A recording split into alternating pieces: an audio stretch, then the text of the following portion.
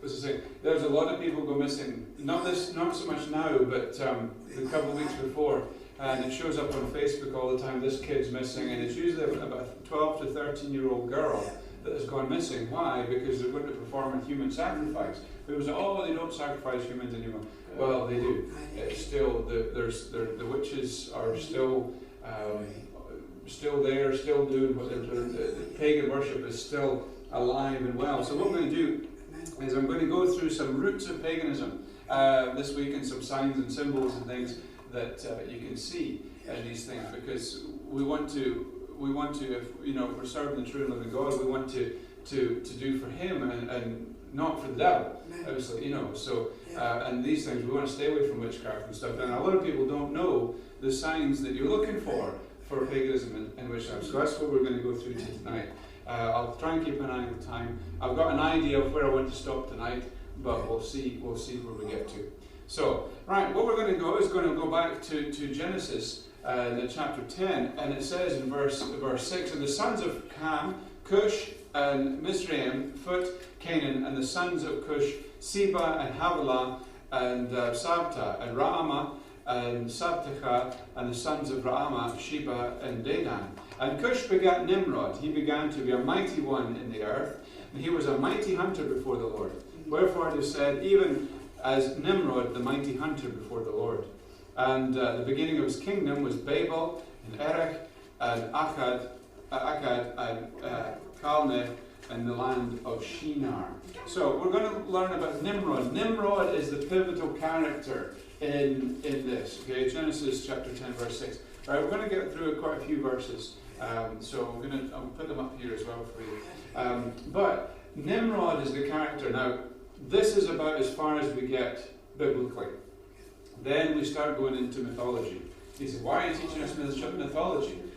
Because that's where these pagan things come from, is the mythology. But what I want you to notice is that Nimrod is in the Bible. Right? You've got Cush begat Nimrod. Now, some people allege that Nimrod was a Nephilim, one of the giants, right? One of the products of the fallen angels, as we talked about in Genesis chapter 6. But it says Cush begat Nimrod. So, unless Cush was one, he couldn't have done that. And of course, Cush is the grandson of Noah, Nimrod being the great-grandson of Noah. So I'm kind of thinking he's probably not necessarily a Nephilim, but somebody that's just rebelled against the Lord. No, I don't know how it could have happened. Okay, and it says, out of that land went forth Asher and builded Nineveh, and the city of Rehoboth and Calah, and Rezin between Nineveh and Calah, the same as a great city. And Mizraim begat Ludim, and Anamim, and Lehabim, and Nephtahum, and Pathrusim, and Casluhim, out of whom came Philistim and Caphtorim. So Philistim, of course, being the Philistines, and these things. Now the Philistines, a lot of Philistines ended up with Goliath of Gath, who was a Philistine, or a champion of the Philistines in that way. So this is who we've got. This is some of the ancient pictures of Nimrod that we have here. This big statured fellow. There's a bit. Oh, maybe there's. Maybe took you to your maybe great grandfather. But that's all right. No. So you made this long. So long line there, long line. But anyway, this is what Nimrod. I don't know if this is what he actually looked like. I would hasten to say it was more to the one on the left than it is the one on the right. But that's just how they made their statues in Babylon then. Nimrod comes from the Hebrew marad, which means to rebel. So it was aptly named. So it's a case of be careful what you name your children, because oftentimes what you name your children is what they turn out to be. A good name is good to be chosen, the Bible says in some places. Josephus says that Nimrod persuaded people to ascribe their happiness to him rather than to God. So Nimrod is saying, hey, you be happy because of me, not because of God. And that's what he's saying. And he began to be a mighty one, or Gabor, as the word says. Now, Gabor is also associated with the giants, but I'm not seeing the connection with Nimrod. I think it's just a mighty one in the earth by bold and daring deeds. His rebellion is associated with the beginning of his kingdom, and suggests that his hunting and mighty deeds were related primarily to hunting men by tyranny and force. So he was getting a lot of people together, getting all these things, and this is what Nimrod supposedly had done. He said he became a great leader, and he basically defied God. Like, come on, God, send another flood if you dare. And that's what he was trying to do. And it said that he handed down wild beasts, and which were killing people, and taught the people to build walls around their city for protection against these wild beasts. So it's one of these guys that did a lot of good, but yet was evil at the core. And the same thing can be said of Hitler. And you say, oh, Hitler was an evil man. Yes, he was an evil man, but he did some great things for Germany. The trains never run on time. German trains never run on time, but when Hitler came to power, every German train, boom, on time. Why? Because if they weren't on time, if they were late, he'd kill the driver. So, you know, he got to, so in terms of public transport and things like that, Hitler did a lot of good for the Germans. Yet he was, for the white Germans, that is, not if you were Jewish, then, you know, you had a bit of a bad time. So, mighty hunter could refer to hunter of animals or of men to enslave them. They reckon Nimrod was a hunter of both humans and animals, and like I said, Gibor is translated mighty, means a powerful warrior, tyrant, champion, giant, or strong one. It is used in the giants as the giants in Genesis 6:4 and of other wicked men, but doesn't necessarily say Nimrod was himself a giant. He is pictured as a giant, and some of the things he's pictured are a lot taller than everybody else. So maybe he was a bit taller. I don't know. I'm not gonna say that. What we want to focus on is the myths behind him. Really, we've seen him in the Bible. It could be it's referring to him as a tyrant or oppressor. He's establishing the first kingdom because basically this is after the flood, right? There's no kingdoms. People are just starting to multiply, and he's starting the first kingdom and the first universal false religion opposing God since the flood of Noah. And remember, you've got Noah, then you've got Shem. And then you've got, is it Arphaxad, and then Cush, and then Nimrod. So you've got this, so he's not very far from that. Ham. In the Greek language. So Noah, Ham, Cush, Nimrod. So it's just 4 again. So did I say Shem? No, it's not the son of Shem, son of Ham. Anyway, so he starts the first false religion in this way. And it was done. It says it was done before the Lord, and which he's basically doing in all defiance. He's like, "Here I am, Lord. I'm going to do this. You're watching me. That's what I'm going to do." That's why when God came down, he was going to take action against this Tower of Babel that they're building in this way. All right. Now the Bible talks about the king of Shinar, and it says that Nimrod. It says he was in the land of Shinar. Now, if you remember, who went against the king of Shinar? Anybody remember? If we skip ahead a couple of chapters into Genesis, and we go to Genesis chapter 14, and you've got Kedorlaomer, you've got Amraphel, king of Shinar, and you've got these guys went out with the kings and stuff, and they came in and they captured Sodom and Gomorrah, took Lot. Do you remember that? They captured Lot. And who went to rescue Lot? Abram. Abram at the time, he hadn't had a promotion yet, he didn't put those extra letters, but it was just Abram at the time, because God makes covenant with him in chapter 15. So in chapter 14 he's still Abram, and so he goes and battles against the king of Shinar. Now, is it possible that Nimrod could be this king of Shinar? You say, no, because he was long dead. No, let's have a look. It came to pass in the days of Amraphel, king of Shinar, Ariel, king of Eliezer, Kedorlaomer, king of Elam, and Tidal, king of nations. So it says Amraphel. Is it a different guy, or is it Nimrod? We're not entirely sure. But it's interesting that there's this king of Shinar, or maybe a descendant of some point. But if we look here, now at the top we've got Noah. Okay, so Noah's 600 years at the flood. Okay, you see that? Mm-hmm. So you've got here, this is the flood here. Okay, and that's Noah all the way down. And if you come all the way down to Abraham, down at the very bottom, see Abraham down at the bottom here? Look who's still alive when Abraham's born. Shem's still alive, Arphaxad's still alive, Salah's still alive, Eber's still alive, Peleg, well, he didn't do too well. Right? But just still alive. But Abraham goes on quite a way. So Abraham could have known Noah. He could have known him personally. Abraham could have known his great-great-great-great-great-great-great-grandfather.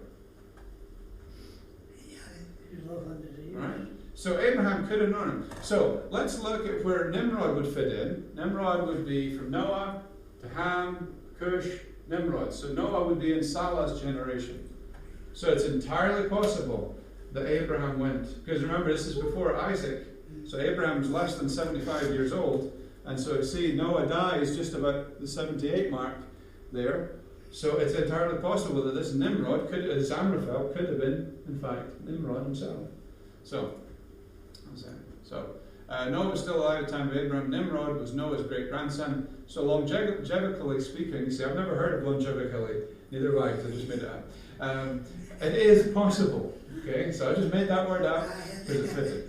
Alright, longevically speaking. So don't go look it up and say, Pastor, how do you spell that? I don't know, I just made it up. Okay, so you can make that spell.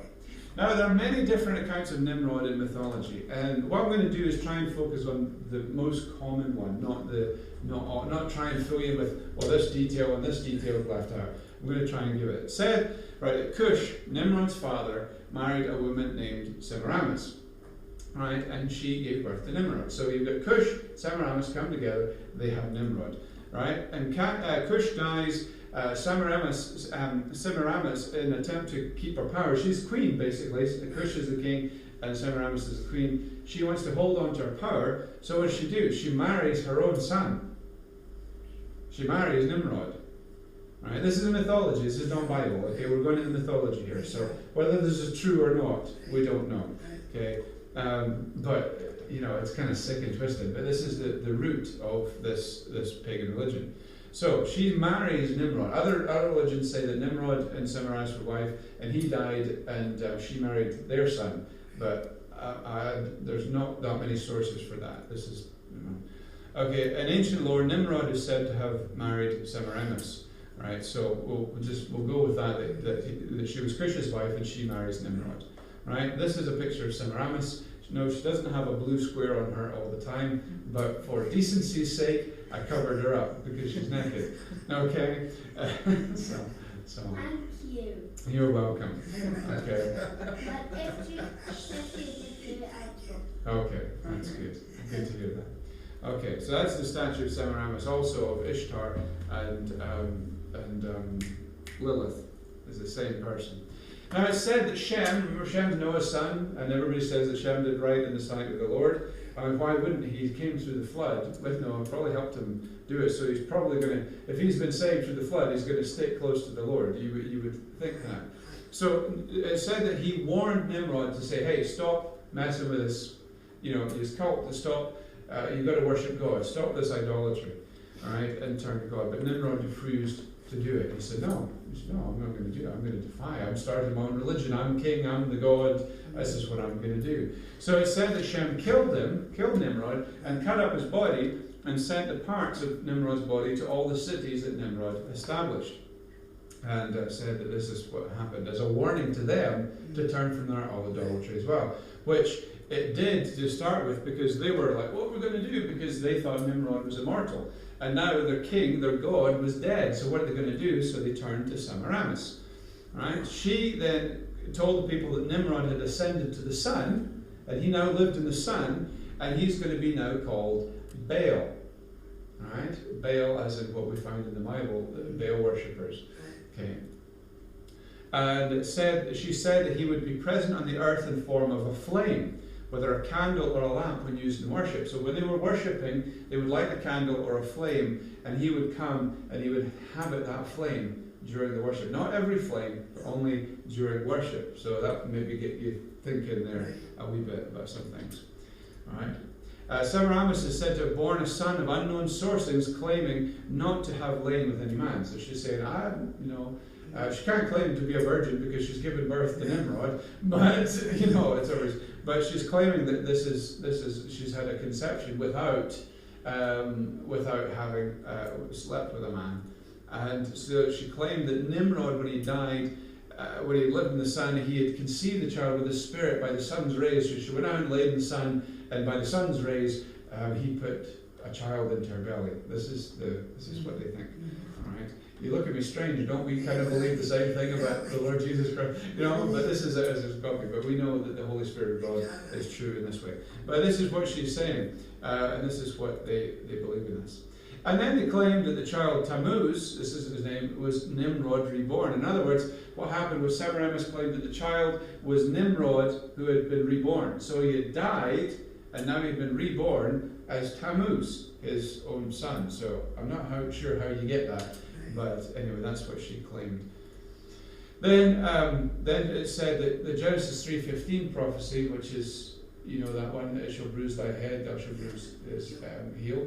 And put enmity between thy seed and her seed, right? Specifically the word seed there. It said that she probably knew this prophecy coming in there, because it might have been passed down from generation to generation, and possibly knew this, and she claimed that this was the fulfillment, that her son would be the promised seed and remove the curse of the Garden of Eden. So then she became deified. In other words, she was made a god. And when Tammuz died, she proclaimed that he went to the sun to be with Nimrod to rule together, to rule side by side. And she was going to be known as the Queen of Heaven. So this is her idea, the Queen of Heaven. Semiramis, the Queen of Heaven. Okay, then we find Tammuz is killed by a wild boar. Now, you don't come all the way back from the sun, get reborn, and let a pig kill you. I mean, that's just slack, isn't it? I mean, that's just carelessness. I mean, a pig. I mean, it's one thing to die in battle, but to be killed by a pig. I mean, come on, really, it's a bit sad. But then it said that some of his blood fell on the stump of an evergreen tree, and that evergreen tree grew up overnight and became sacred by his blood. So the evergreen tree was then worshipped because of the blood that was spilled by Tammuz here. Now, during the time of mourning, worshippers had to make a T sign on their chest in reference to Tammuz. Now, the T sign, I don't think has anything to do with the letter T of Tammuz. It's to do with that became his sign, and hence why they've called him this in this language, and it just happens to be T in our language. And the sign of the T was just this, That's basically, so they made this T, so from here to here, and then from here down, so made a sign of a T in reference to Tammuz when they were worshipping. So, on the worship day, they had to gather, on the specific worship day, they had to gather to watch the sun rise. So they're worshipping as the sun rises. This is what they're worshipping Tammuz, because remember, Tammuz and Nimrod now live in the sun, and so as the sun's rising, and the first thing on their worship day, they're there gathered early in the morning to worship the sun. Hail Nimrod and Tammuz. Now, since Semiramis came to earth, this is supposed, she was said to have come to earth on the first full moon after the spring equinox. So here she comes down to earth. Where from? She comes from the moon.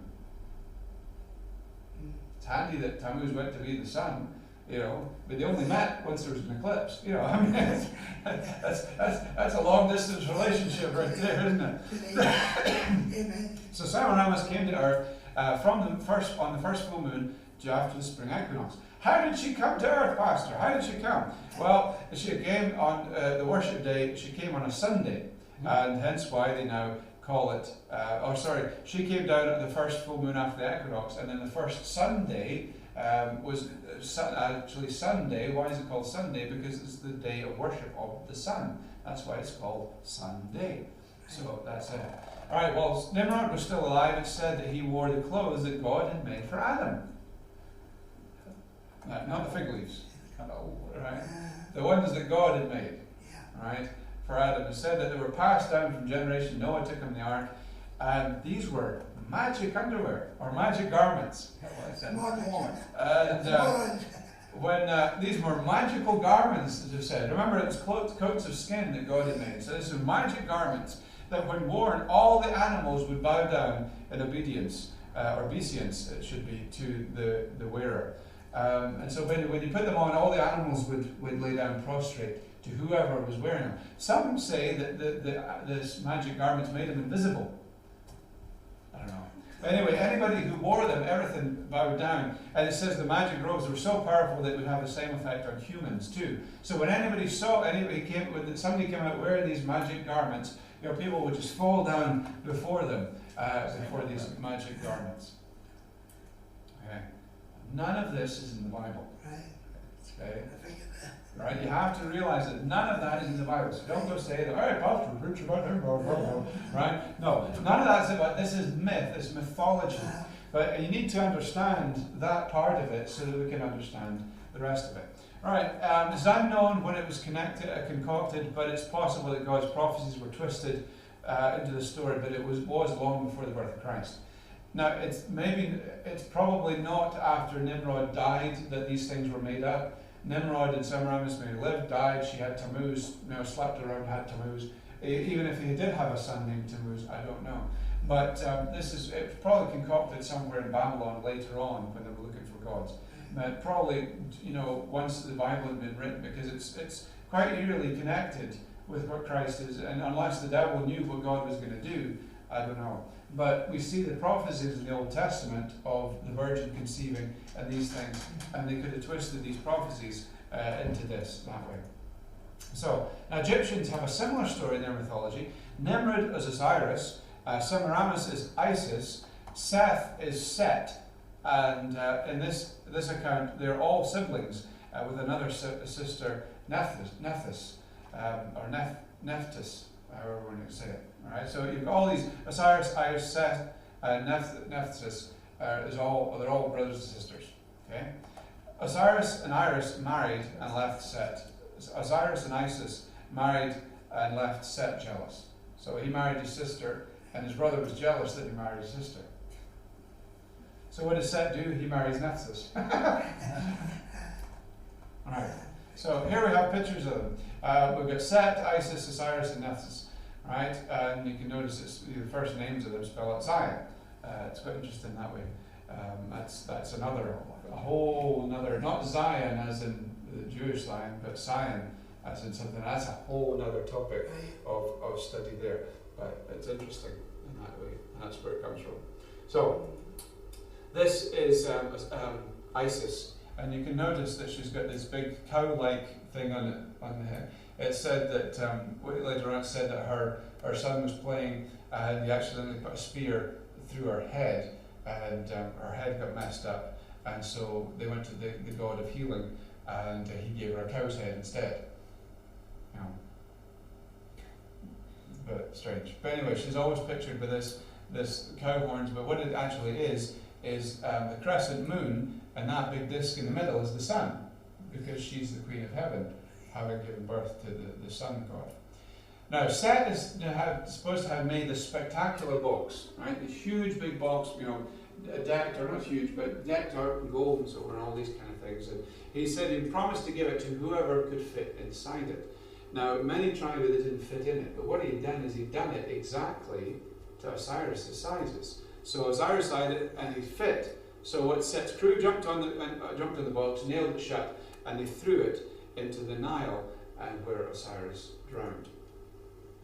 So Set now claims the throne in place of his brother. Right, so Set's on the throne. So now Isis recovers the body, but then Set steals the body and he cuts it up and pieces and sends it all the way through Egypt. One part which he threw into the Nile, and it was eaten by the fishes. And so he's chopped all up, sends all these different parts around, just kind of like the story of Nimrod and whatnot. But there's one part that he takes, a specific part, throws it into the Nile, and it's eaten by fish. Incidentally, Egyptians have a phobia of eating fish unto this day. So, anyway, Isis hunted with the help of Nephthys, and they found all but the lost appendage. So they found all of his body except what made him a man. Alright. Yes, Sam, thank you for the demonstration. So it said that she needed to have a son, and she couldn't have a son without this piece of equipment, and so she had to recreate this by magic, and then she's able to conceive a son whose name is Horus. Right?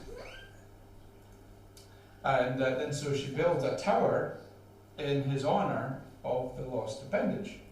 Right? That's the tower. So if there was any doubts in your mind what it was before, I'm sure there's not now. So this is an ancient obelisk in ancient Egypt. Now, you say, well, what about these obelisks? This one's called the unfinished obelisk, and this is one that it started to be carved out of the ground, And you can see just the tiny people there and see how large this thing is. And how the people were carving it out. I mean, this is still in the bedrock. You know, they actually carved it out, but I don't know how they would have carved it out from the underside. And if you look at it, I mean, it's perfectly square. It's a straight line, just as straight as you could be. You know, was it possible that there was Nephilim that were carving this thing out? I don't know. But it's strange to me how that normal humans could carve that out and get it out of the base rock as well, to channel through it that way without dying under the weight of it. I don't know. Here we have another picture, as is the statues. On the left-hand side is Horus, in the middle is Osiris, and on the left, on the far right, is Isis. Why he looks like a crow, I'm not entirely sure. Horus has always got this bird head, you know, so maybe that's where the term bird brain came from. I don't know. And there he is telling his dad going on here. So, but you can see that that Osiris is always pictured with this big cone thing on his head. It looks like a fish sticking out his tongue to me, but I don't know what it is. And of course Isis still with the sun on her head, and the little bird dude is Horus as well. He's got a smaller little I think he's thing a bird. on that. So he looks like a bird. Notice that Osiris has got the crozier, which is like the shepherd's crook, the crozier, and then this compass-like thing or whatever he's got. But the crozier is quite synonymous with Egypt, and we'll get to that later on.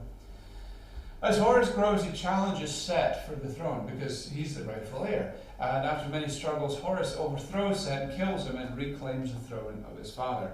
Isis is supposed to be the protector of the dead. She's made the protector of the dead due to her care of Osiris' body. Both her and Nephthys are made the protectors of the dead. So they're the ones that kind of guard the tombs and stuff. Again, this is mythology, Egyptian mythology. This is not necessarily true. Well, it's not true. This is what it is. And then as the mother, she is said to be the mother of all kings.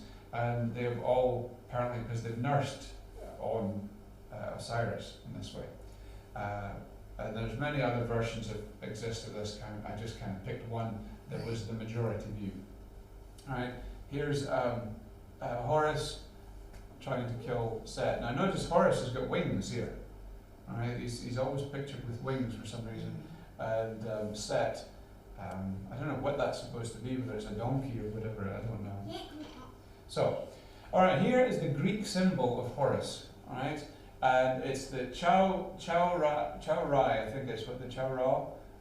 And what it is, it's made up of the Greek letters of the Greek X and the P, the Chi and the Ra, Chi Ra or Chi Ra, I don't remember. You can look it up. But anyway, that's the Greek symbol for that. And I want you to remember that. And here's an ancient symbol of that dates way, way back. This goes thousands and thousands of years back. I want you to remember that symbol because we're going to come across it again. Alright. Then we have things like the Eye of Horus. You've probably seen this. It's called the Eye of Ra, the Eye of Horus, the all-seeing eye. We see this. You've heard of the all-seeing eye. We've got that. And that one, I don't know what happened there. But then we see the all-seeing eye in the back of the American dollar bill. And under this, we've got Novus Ordo Seclorum, which means New World Order. And right there, that's what they're doing. So you've got the all-seeing eye on top of this pyramid, and then they put "In God We Trust." I'm thinking, which God? Because you put that, certainly not the God of Abraham, the God of Isaac, the God of Jacob. That's the God of, that's Horus. That is the all-seeing eye. The American dollar bill. Then you've got people who are sympathetic to this cause will make gestures. Usually making a pyramid in the shape of their hands or covering one eye, and what they're doing is they're saying I'm part of this Illuminati, if you want to call it. I'm part of this ancient religion, this religion of Nimrod or Horus. The stance, even when they stand in the perfect triangle. Triangles are big things in the pagan religion. So again, see more like that. See these guys in the end, they're making the star sign. You get this last in the middle, covering one eye. You get this one here, with an actual pyramid and all-seeing eye, and it's actually the eye of Horus there. You can't see it. Actually, the eye of Horus there on there. So it's still in practice today. This pagan religion is still very much active in today's world, especially among celebrities. Here you got this, her name Lady Gaga, and you can see her doing all the different symbols of this. I mean, she makes no bones about who her allegiance is to. So there she's got covering one eye again. This one she's got some kind of funky thing, and her hair's covering it, making it like the eye of Horus. And you can see her makeup here is even Egyptian-like. This other one, she's making this symbol and looking through it, which is again another Illuminati symbol, or another sun worship symbol. Again, covering the eyes. They've got the lightning bolt there, again, looking through that, that. And it's basically that they've got enlightenment because they're looking for the light. And the sun gives them the light, and this is what they're worshipping, is the idea they've got an enlightenment or more knowledge through the worship of the sun. Ever recognize this fella? Jackson. Mm-hmm. See what he's doing? Yeah. That's a sign to say that he's a member as well, or being controlled. Whether he knew it at this stage, I don't know, but certainly as you look through his life, you can certainly see that he was well into the occult.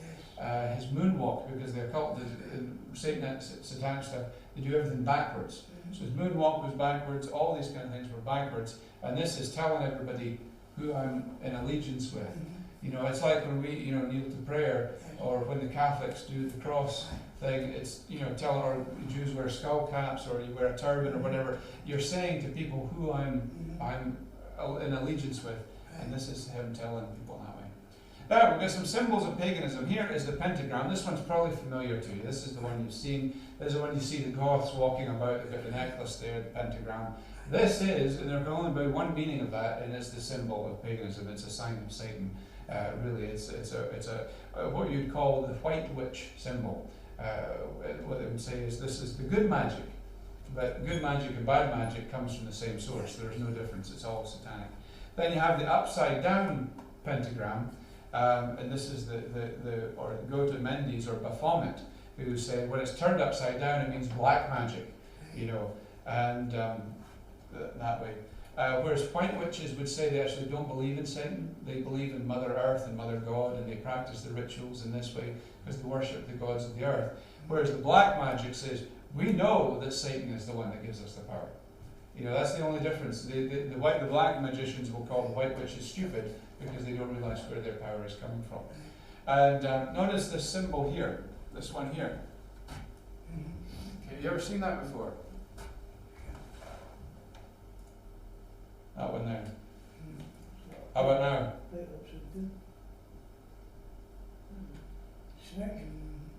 Oh, look at it. Monster energy drink. Alright? It's exactly the same. Even down to, now you see this little crooked bit here? Look, there's a little crooked bit in these ones as well. It's right down to that. Also, the value, every letter has a numerical value. You know what that value is? Go and have a guess. There's 3 of them there. Have a guess. 6. That's exactly right. So in the monster can, you've got 6, 6, 6. So you figure it out. And you drink it to release the beast. So you have an 11-pointed star called a hendecagram. Sorry, get that. A hendecagram represents the quilthloth, tree of knowledge, adverse to Sephiroth of the tree of life in the Kabbalah. It's also said to represent the Kundalini spirit. The Kundalini spirit is what's poured out at like the Toronto meetings, the Toronto gathering, the Toronto blessing and stuff like that. And what people are praying for this spirit, they think they're praying for the spirit of God, but they're invoking this Kundalini spirit. That's what they do. This is the symbol of the Kundalini spirit, 11-pointed star. Not 12, but 11. Then we have this one here. Now, you would recognize that probably as the Star of David. However, there's nowhere in the Bible that God told David to make a star like that. This is actually called a hexagram. Why is it called a hexagram? Because it's because if you think about it, the pentagram is called that because of its you've got the numbers that go along with it. Because it's number 5, number 6. right? And then you've got a heptagram as well, which is 7. Now, a hexagram is synonymous with actually hexes, where the name comes from, hexes. So this symbol is the one that you use if you're going to cast a hex on somebody as great magical powers.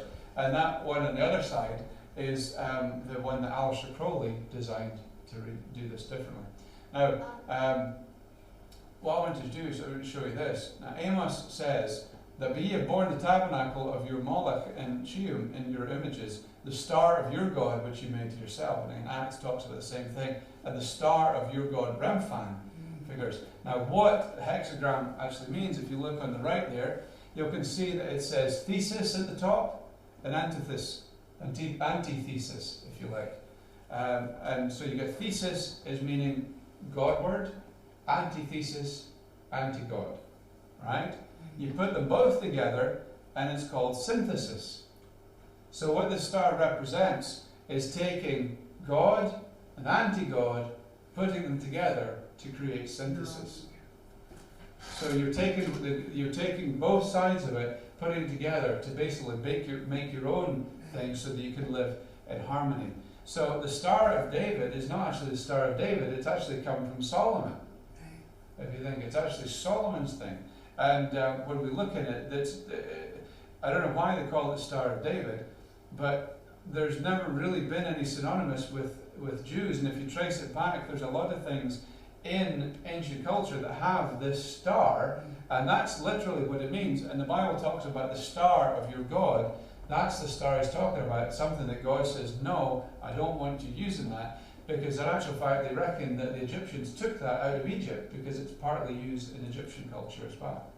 Then we have the 12-pointed star. This represents the sun. In other words, 12 points, 12. We've got 12 hours in the day. We've got 12 calendar months. That's what this star represents, is the 12 months in the solar calendar. Remember, the Jews use a lunar calendar. Still do use a lunar calendar. They plant by the lunar calendar. Most people that use a lunar calendar do good with the planting and things. If you plant by these things, you can do that well. Then we have, let's call it a two-headed eagle, or in actual fact, in most places, it's actually a phoenix. And it comes in and it represents different things. It represents knowledge, represents power, and it's actually a big thing in the Masons. Germany. Yeah, Germany has a big thing of these as well. And it goes back and it's steeped in that. Most of the time it's a phoenix, but sometimes it's an eagle. But it develops this in this way. Then we have the triangle, as we've looked at, the triangle, something that's quite synonymous within the occult. And what the three sides of the triangle stand for in witchcraft is earth, wind, and fire. So you've got earth, wind, and fire. That sound familiar to you? Yeah, the pop group there. Right, so here we have the symbols of, they've got fire over here. Notice the three flames, right? Fire, the element of fire here has always got three flames. It's always done in threes, right? And then you've got the wind here in what looks like 3 6s, and then you've got the water there, and then the earth symbol up there as well. So I want you to remember the fire one, because then we have this dude, and his little thing, and his little fireball has got three little things, and pretty much the exact symbol of what the fire thing's. Todd, somebody or other, whatever his name is. Anyway, he's the guy that's promoting this spirit of fire, this Kundalini spirit, more fire, more Lord fire. This is the guy that thinks he can heal somebody by going and kicking them in the face. And took a baseball bat to some guy's legs because he said God told him to. This guy's a nut. This is the guy that's associated with, this is the guy that's taught by a lot of the guys in the God channel, right? And he's associated with them. I think his name's Todd something. Todd Bentley is his name. Todd Bentley. But he's associated like with Benny Hinn and Creflo Dollar, T.D. Jakes. Yeah, all these guys. This is the same crew, right? Yeah, Paula White, big time. Look at his arms. I know. That's So, I mean, that's, that could mean like Brother Roddy got a lot of tattoos before he got saved. We can't judge a man by his tattoos, but, he's evidently showing them off there, so he's quite happy to do that. Anyway, here's Earth, Wind and Fire, the pop group. Not just, a funny name to come up with. It probably has no influence in the occult whatsoever, yeah? You think? Because there they got a pyramid with a light on top in ancient Egypt. Maybe it's just one cover. Maybe they just did an Egyptian album. Oh, wait a minute. There's the Eye of Horus. And they've got Ankhs. Now, why have they got a Jewish symbol up there? Why? Because it's not Jewish at all. It's Egyptian. And they've got the sun god in there. They've got an Ankh. They've got the twin serpents up there as well. Can't remember the name of that one as well. But they've got all these weird and wonderful circles. That's an Ankh down there. And the Tau. That's a Tau. What's that? Top is that not cross? Yeah, no, it's not as they would like you to believe it is. And then just to make sure we're not without any confusion here, they just go ahead and put in an Isis god with Horus there, Horus with the eye on top of him, with the Ankhs and everything like that in there. So evidently that they knew exactly what they were doing. Now the sun god. Now, both of these stories connect with the sun god and the moon goddess. Thus, the roots in the sun and moon worship begin with these things. Take many forms, but they're always identified with solar discs. So, in other words, when you see these people, they've always got these big solar discs either behind their head or on top of their head. That's how they identify the sun worship as we go through. And the altars that the people that would have, and altars and high places and things like that, they would always have solar wheels. You say, what in there is Dickens is a solar wheel? Well, let's look at a sun disk. That's a sun disk. What Isis had at the top of her head is a sun disk. And a lot of times it's set in a crescent. So you have the crescent moon and then the sun on top of it. Here's an Aztec sun disk. You see, and it's got 6 things coming out the side. It's 2 at the top, 2 at the bottom, and 1 on the other side. So the Aztecs obviously worship the sun. They had this legend. Then we have the Masonic sunburst. This is the Masonic lodge up there. What do you see? You see the all-seeing eye in a pyramid, and then you see the big sunburst behind it. So there's no question about what that is. Where they come. Here's a statue of Peter from the Vatican. The only problem is it's not Peter. It's the god Jupiter. And you can see even he has got not just a halo, but a sun disk on his head. There's no question about that. If you look behind him, in the wallpaper, there's sun discs there as well. So this is the Vatican, this is there.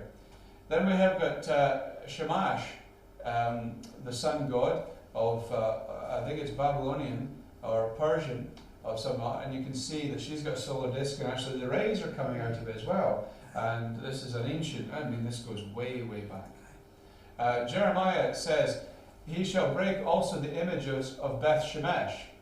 That means house of the sun. So even in the Bible it's talking about that woman that we just looked at. That's that. That is in the land of Egypt, and the houses of the gods of the Egyptians shall he burn with fire. Talking to Jeremiah 14:13. Right. The star of Shemesh. This right here is called the star of Shemesh, or Shamash, however you want to say it. And this is what you're going to see coming up in a lot of things. You'll see it in the Orient. You'll see that he's got a sun disk behind him, that way. You'll see it in Greece. That's actually Neptune there. The sun. I wouldn't say it was the sun god really, but that's Neptune. There, the other side's got a trident. You see the sun god of Babylon there. You see her. She's got a sun disk, and the sun's rays coming out from her head as well. Which brings us on to Helios. And Helios, nothing to do with helium, but Helios is the Roman sun god, and he's always pictured with a sun disk behind his head. And this is where the word halo comes from. It's from Helios. So with that picture, that's why you see a lot of these things with halos. They're not halos, they're sun disks. Nowhere in the Bible does it say that saints have halos or angels have halos. Right? This is something that's made up and has come from this ancient religion. Here is Helios, right? You see him, he's got the sun disk behind him and all the sun's rays pointing out to him. Notice also he's riding with winged horses. He's on his chariot with all these 4 winged horses that seem to be flying him through the air like that. And then we have another statue of Helios. Right? So there he is with something in one hand and raising his hand. I forgot to cover that one up, but I think it's small enough that you can't see it. But the picture that is not. And then we see. Can you see this? Okay. Yeah. You can see that circle in the middle? That's the star of Shamash. Who is this? This is Nimrod. Remember I said how he's often pictured as bigger than everybody else? There he is. And you see that weird thing that he's holding again, like a crochet in that instance. That thing he's got in his hand, Lilith had that. Yeah, she's got the same thing. Yeah. It is from the same Persian, Babylonian thing. It's the exact same. Yeah, it's like an ankh. It's kind of like a symbol of fertility and everlasting life, and these kind of things. So here they are, bringing an altar, bringing the sun before it, bringing this star of Shamash. 2 Kings 17:16 says, "And they left all the commandments of the Lord their God, and made them molten images, even 2 calves, and made a grove, and worshipped the host of heaven, and served Baal." So they served the host of heaven. What? The stars. They served the angel. They worshipped the planets. That's what he's talking about, the host of heaven. Everything that's in the heavens. The planets, all these things. And served Baal. Baal, as we know, we're talking about Nimrod. Okay? Deuteronomy says, chapter 18, "There shall not be found among you anyone that maketh his son or his daughter to pass through the fire, or that useth divination, or an observer of times, or an enchanter, or a witch." Leviticus 18 says much the same. It says, "And thou shalt not let any of thy seed pass through the fire to Molech, neither shalt thou profane the name of thy God. I am the Lord." What is this Molech we're talking about? We've heard him in the Bible. Who is he? Right? This is Molech here. Oh, you can't see it too well. I'll bring up for you later. But let me try and...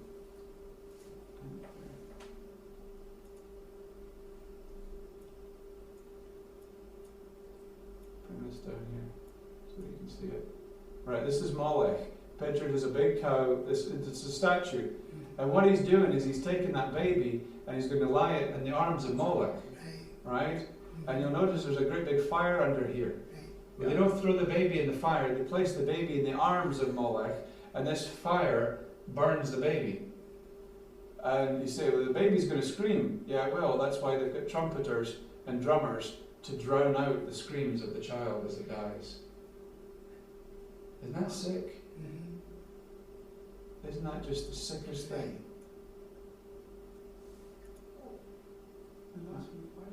And that's from the Bible. That is Molech. This is what the children of Israel were doing. This is what people did. Not only that, then did Solomon build an high place for Chemosh, the abomination of Moab, in the hill that's before Jerusalem, and for Molech. Solomon built one of these things. Well. Solomon built one of these things to sacrifice babies to. The abomination of the children of Ammon. And likewise did he for all his strange wives. Why were they strange? Because they didn't know the Lord God, which burnt incense and sacrificed unto their gods. So for every wife, every one of them probably had a different god, and he built all these high places. Each one.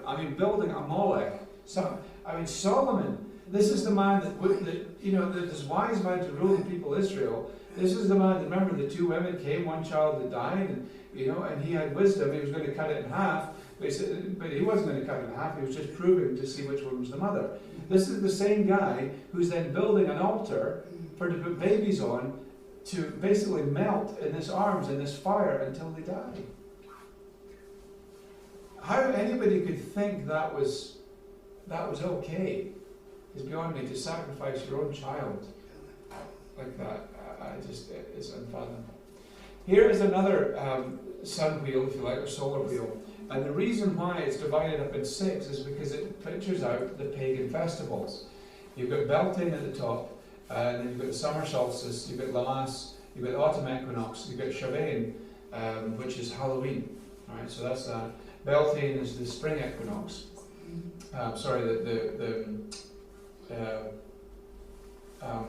the spring, And then Shavan, or Samhain, is Halloween. You've got the winter solstice, you've got Imbolc, you've got the vernal equinox, and you're back to the start. Now notice the winter solstice, that's synonymous with the festival of Yule. Right? Notice what point of the compass it is. North. Right? What do you think about with Yule time and the North? The North Pole. Who lives at the North Pole, supposedly? Santa. Exactly. Right? So you've got that coming into as well. It's quite interesting that the winter solstice is at the North Point. Right? Right, the death of Nimrod. When do you think Nimrod died? Have a guess. October 31st. In the solar calendar. So, Halloween is celebrating the death of the sun god. Right? That's when he died. We'll come on to when he was reborn later on. But this is what the festival is of Halloween, is the death of the sun god. And that's why it's all full of death and all the spooks and all these things coming up out of the ground, because it's a festival of death. That's what they're celebrating. So that's Shavan, or Shavan, however you want to call it. Alright, here's another one that gives you the dates. Shavan at the top, because why? Shavan is the high festival. Notice that also up there they've got a big fire, a big bonfire. Well, I say, oh no, that's Guy Fawkes night.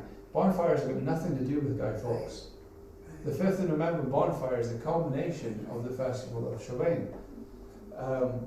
Guy Fawkes just did it on that night, but the bonfire has nothing to do with it. And it just shows how many people practice pagan things and don't even realise what they're doing. Fireworks, I don't believe, had anything to do with Halloween or the festival of Shavan. But certainly the guy on top of the bonfire is not Guy Fawkes. It's the human sacrifice. You've got Yule, you've got Imbolc, you've got Ostara, you've got Beltane, May 1st, May Day. Everybody does the May Day and dances around the maypole. It's all pagan. It's all pagan. Summer solstice, somewhere between June 19th, 22nd. And then you've got all these different ones as well. Alright, here's some more obelisks. Alright, anybody recognize this one? Is that the one sitting in the hole in the No, it's a little bit bigger than that. Try Washington DC. It's the Washington Monument. Right. Why would they make a monument to Washington of an obelisk? Because it's not really a monument to Washington at all. It's a pagan altar. Right? Notice the sun disk in the middle of it. Right? The center ring represents the female. And we already know what the obelisk represents. Okay, no more honey on the biscuit, we'll just leave it there. Okay, so you've got a ring, and then you've got this big thing, and it's a symbol of fertility. It's all, pagan religion's all to do with sex. It's all about that. That's what it's all about. Right? And so you've got these things as well. Right? Here's one. Do you know where this one is? St. Peter's. That's right, St. Peter's Square. Why would the Catholic Church have an obelisk?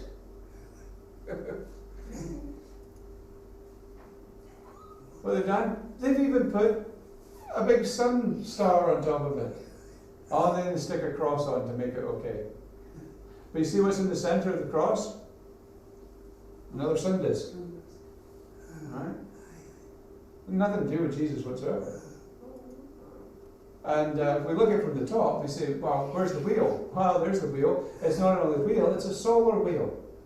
And that red line is to the west, and it's to the 0th degree to the west. 0th degree.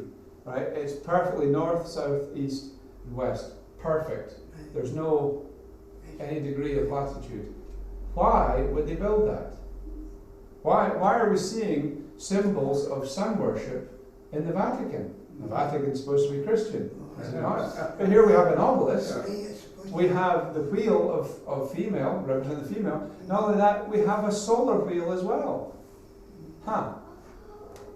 Something going on here, isn't there? Right?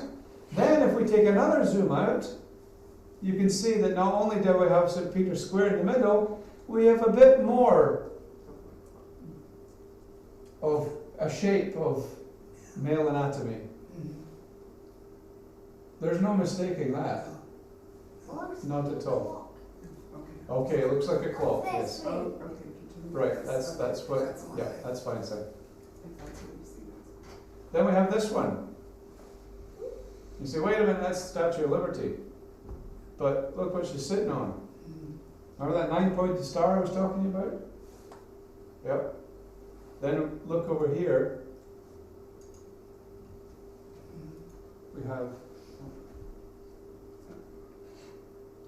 We have the circle. You can't see it too well, but you've got a circle, and then you've got a solar wheel there with the flagpole in the middle. And here you've got the 9-pointed star and the beginning of an obelisk. And you see, what's that for? Well, unfortunately, that's not really liberty, because when you take the word liberty, it comes from libertas, which is actually another name for Semiramis. So that is actually a statue of Semiramis. There. You say, oh, but she's holding the torch of liberty. Remember what we said about, she said that Nimrod was going to descend in the light? The fact that it's in a 9-pointed star, or sorry, 11-pointed star. But we wouldn't have them in Scotland. Scotland is a Christian country. We wouldn't have any obelisks. And even in our capital city there, in Edinburgh, we have an obelisk. Oh, look, there's one in the West Highland Way. I tell you what, let's get our whiskey and we'll put it in an obelisk. Do you think paganism swept in Scotland? Certainly not in Jedburgh. We wouldn't have them in Jedburgh. No way. Oh, look, there's an obelisk. There's another obelisk. There's a big couple of ones on the Abbey as well. But surely we wouldn't even find a solar wheel on the end of the Abbey. Up at the top. Do you see that at the top? It's not a clock, son, it's a solar wheel. See? I was telling Nana about that. Then we have a big obelisk in the middle of town, ascending up from the courthouse. So these obelisks are all the way through the country. And in fact, people then put obelisks on the top of churches. What is an obelisk doing on top of a church? What is the reason for having a steeple, a spire on top of your church? There is none. The only reason is because it's one of these. It's an obelisk. It's in reference to the sun god. There's no other reason for it. But yet hundreds, thousands of churches, I'm just glad that we have this church and it doesn't have one. So I'd be knocking it down. I'm thankful for our church. But I'm very thankful for our church building that we do not have, never have had a steeple or a spire. And you know what goes even further is even on the maps. If you go to the maps, you can determine on the map if a church has a steeple or not. It even tells you on the map the difference between a church without a steeple and a church with a steeple.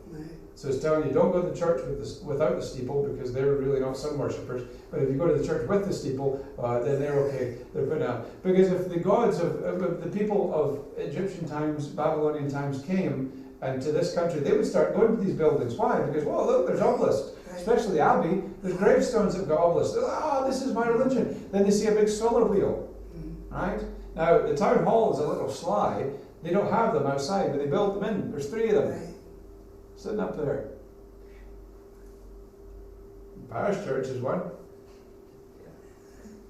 Oh, look! Solar wheel. Oh! In actual fact, if you want to really look closely at that, it's not a solar wheel at all. It's a lunar wheel. Because each one of these is a crescent moon. The crescent moon. Whereabouts is that? It's the parish church, just as you come into Jedburgh. But yet we're all Christians. Semiramis and Tammuz have been worshipped in many forms in different cultures, but they all have the same root. It's all in there. Okay? And it comes down to mother and son worship. The worship in the mother and the son. Just look, see, there's like an Indian or Mongolian thing. There's like, I don't know what that is. Looks kind of Catholicism to me. But down through the centuries, and look, notice the similarity. You've got all these different mothers and sons, but each one of them has a sun disk behind their head. It's the same person. They can change the color, they can change the dress, but every single one of them has a solar disk, a sun disk. Yeah, you can change the culture, you can change everything, but it still boils down to these are the same people. Then we've got all these different statues, all these different ones, and every single one of them is a mother and a son. And some of them, the mothers are nursing in this way, and that, but most of them have a solar disk behind them. This is Tammuz. You say, no, it's not. It's Cupid. It's Tammuz. That's how he's pictured. Right? Why has he got a bow in his hand? Because he was a hunter just like his dad. Right? Cupid is the son of Nimrod, the sun god. So he's Horus, Cupid, Tammuz. It just depends on what they call him. Same dude. Okay, Semiramis has had many names through the years, most popular being Semiramis, Isis, Ishtar, Ashtoreth or Ashtaroth, and also Lilith. But it's the one and the same person. Right, then we get Nimrod, who then comes into this funky creature called Pan. And Pan is a goat man. He's got the legs of a goat, like that, but in the body of a man, and then he's got kind of funky horns and beard like a goat. And he likes to play the pan pipes to get his victims. And you'll notice by where I have the blue square that this is not a female. So you can gather Pan's sexual orientation here. Right? So he likes boys. And he likes children the most then. Right?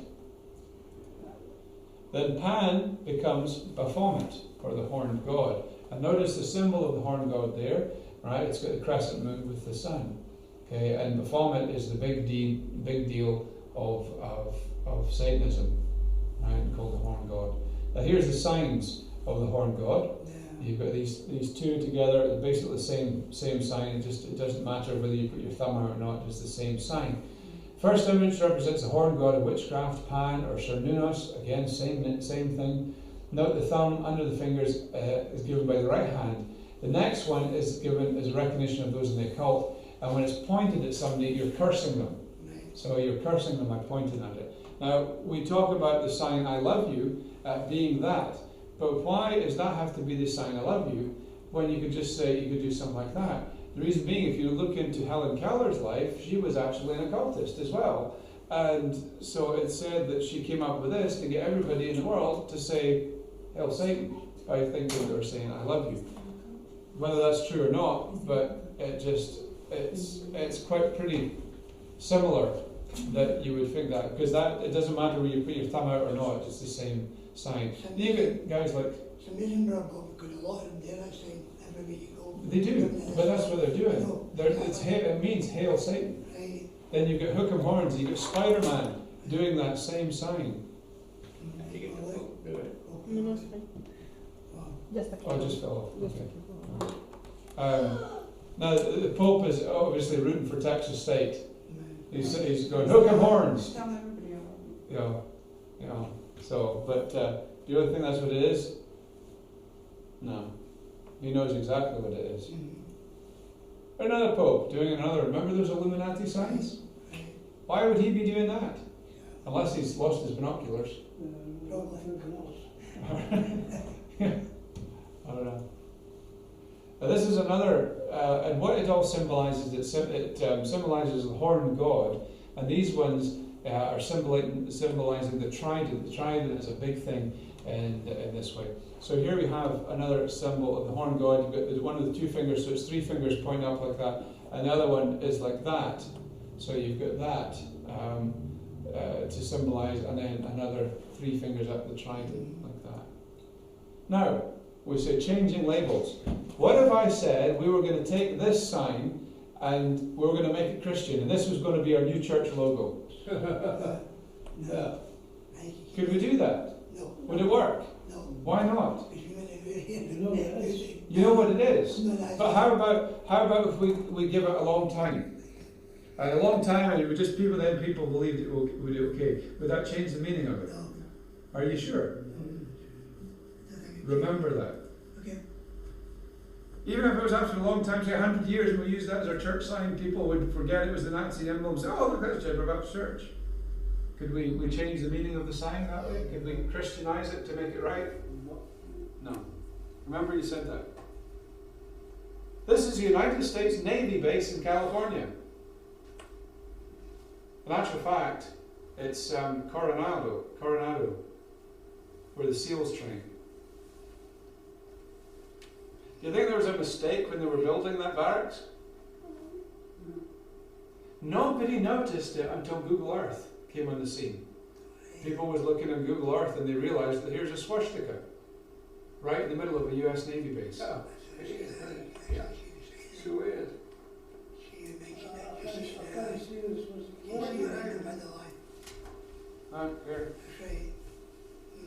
So the ship it, all that's it. I don't know shit until Isn't that crazy? The United States Navy base has, why would you even begin to build something in that shape? Unless you knew exactly what you were going to do.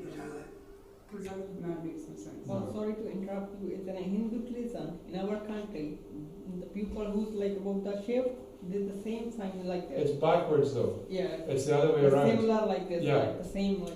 But it's opposite way around. Hitler changed it. Hitler took your sign and turned it around backwards. Because what he was a follower of Aleister Crowley, who was a big Satanist, basically founded the modern Satanist movement.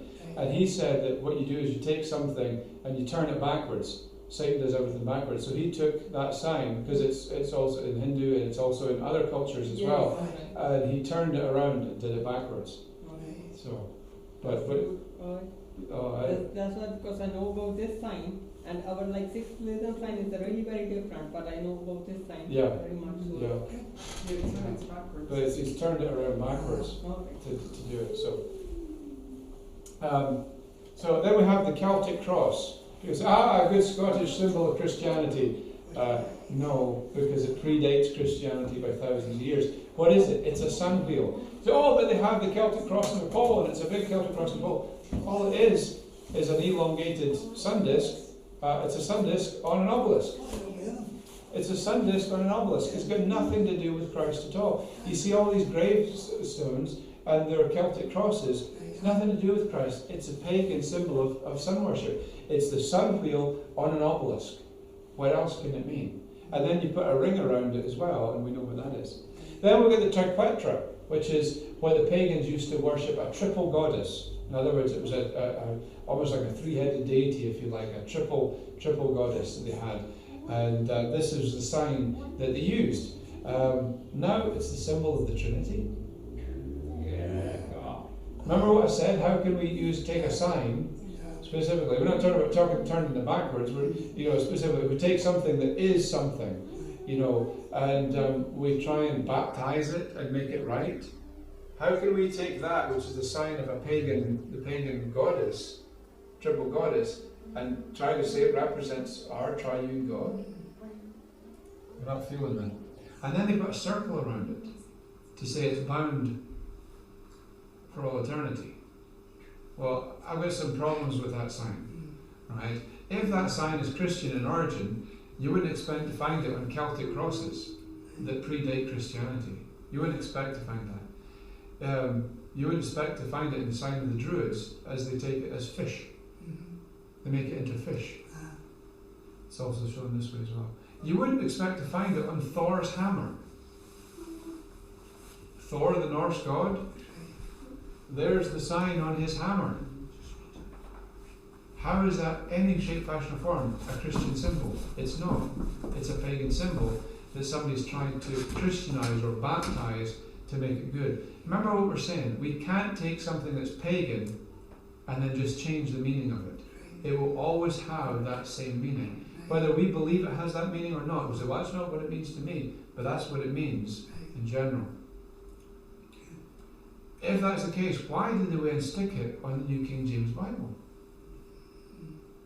Why? Because it's a counterfeit Bible. That symbol on the front of it tells you to stay away from the New King James Version.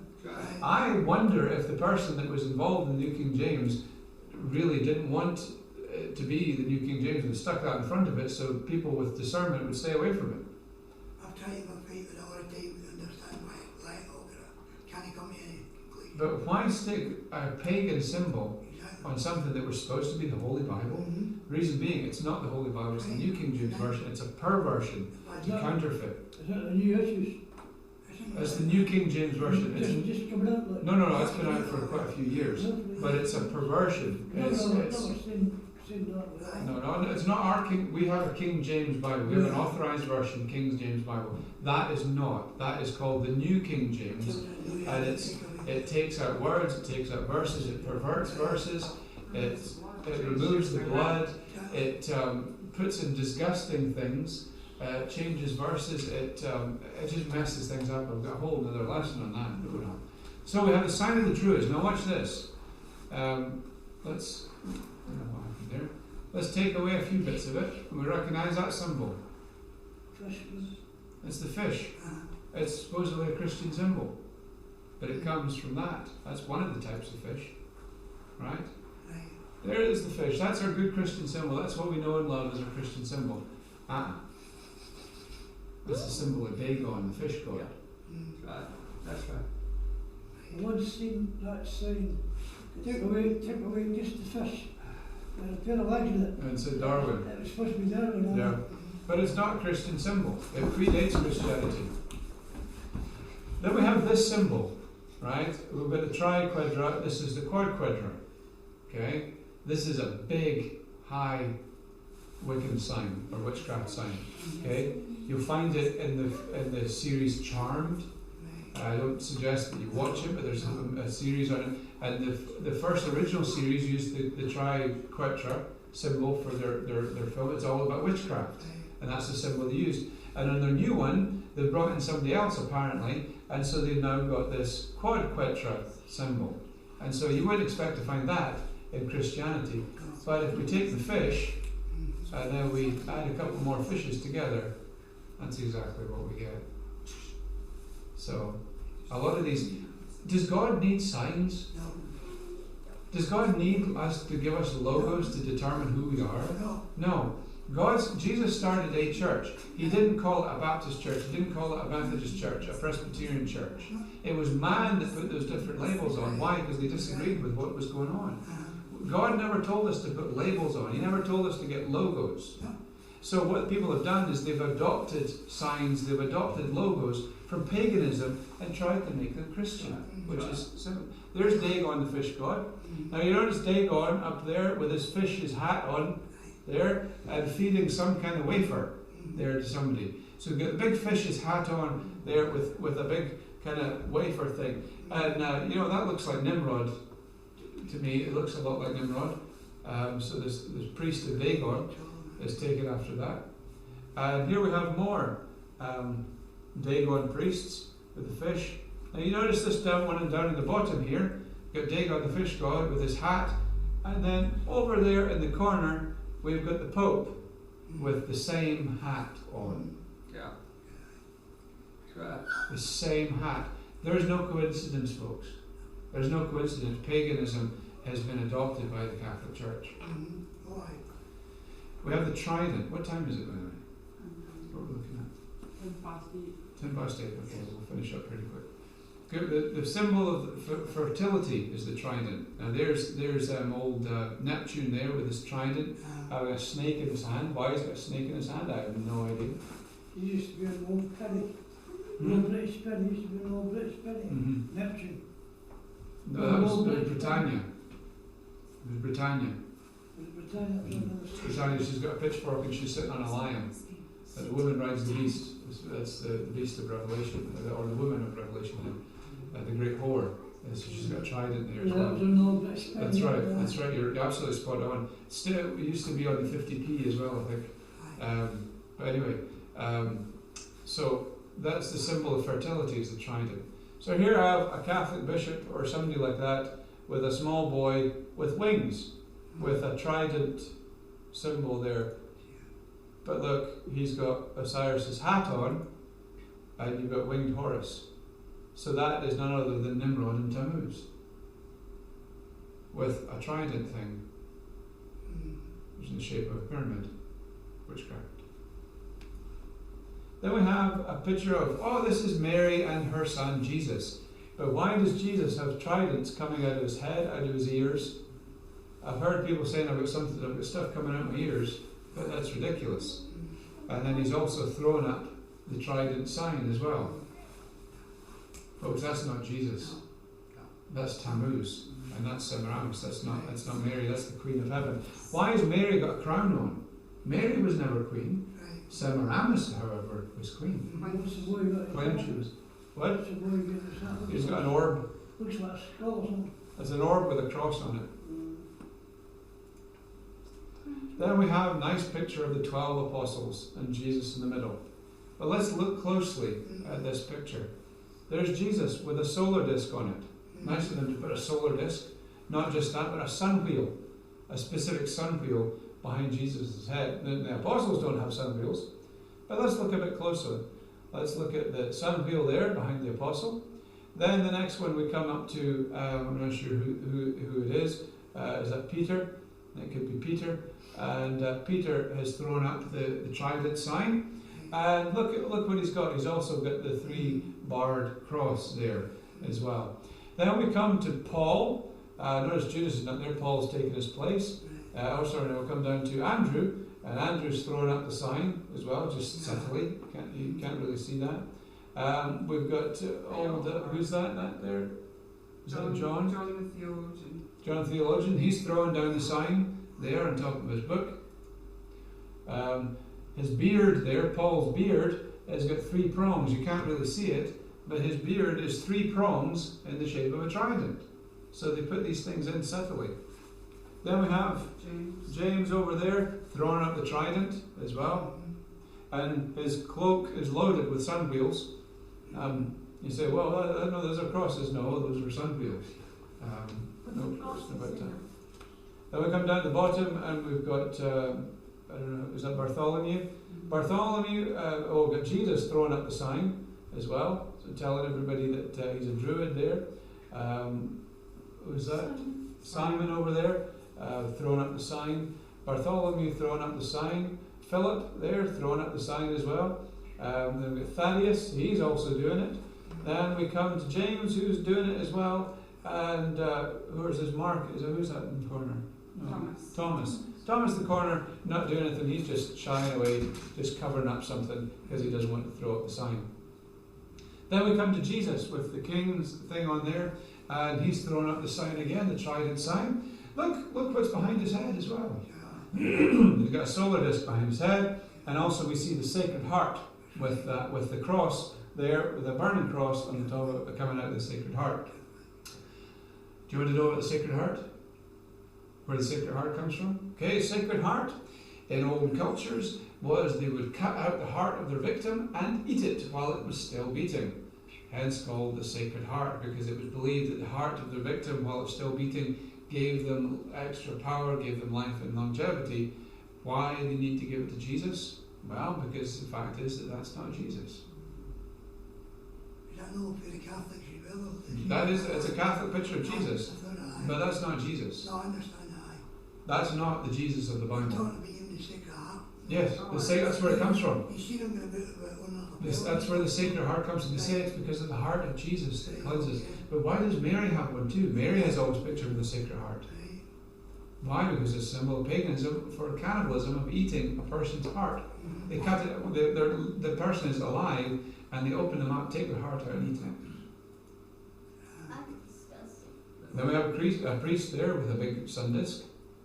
Then we have the little communion wafer. But you see what's in the middle of the communion wafer? It's a sun disc. Remember that symbol? Yeah. Remember that? Yeah. How about that in the communion wafer? Oh my goodness.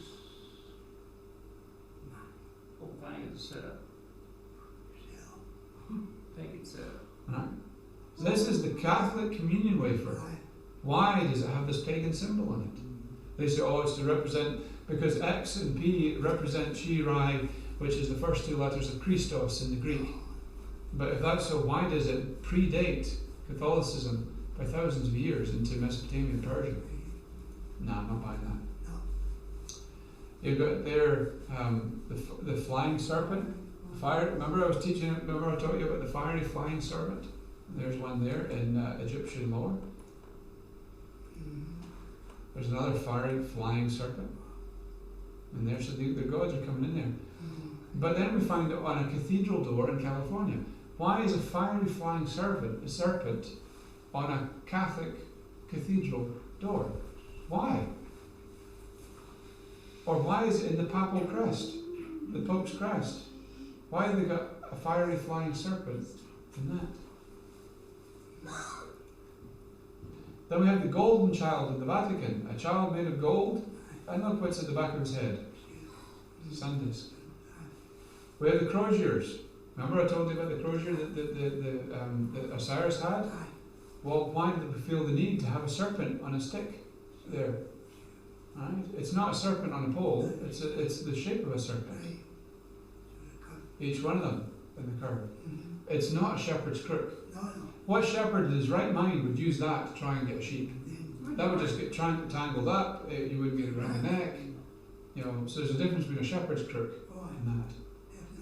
Then we have the big staff with, guess what? A solar disc on it. Exodus says, "Thou shalt not bow down to their gods, nor serve them, nor do after their works, but thou shalt utterly overthrow them, and quite break down their images," which means a memorial stone, "and ye shall serve the Lord your God, and he shall bless thy bread and thy water, and will take sickness away from the midst of thee.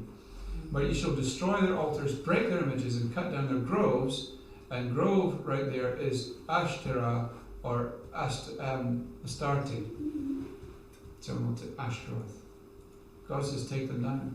He says, "I'll destroy your high places and cut down your images," Leviticus 26. Right? "And cast your carcass upon the carcass of your idols, and my soul shall abhor you." Right? That images there means a sun pillar.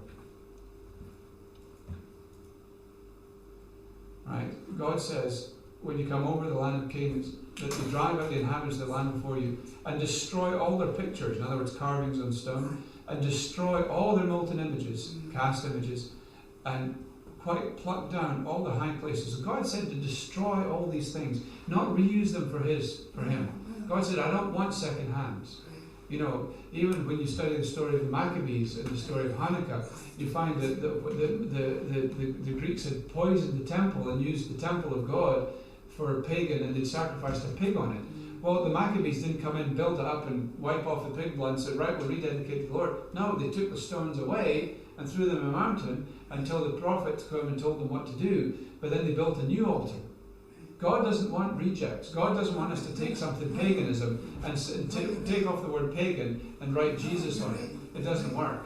It's like if I give a gift to you, Brother Roddy, and it didn't fit you, and I put your name on it or something like that, and you got used it, and then what we did is we rubbed out the name and we put Doogie on it, and then we gave it to Doogie. You know, it doesn't work that way. You just can't do that. He says, "The graven image is burned with fire."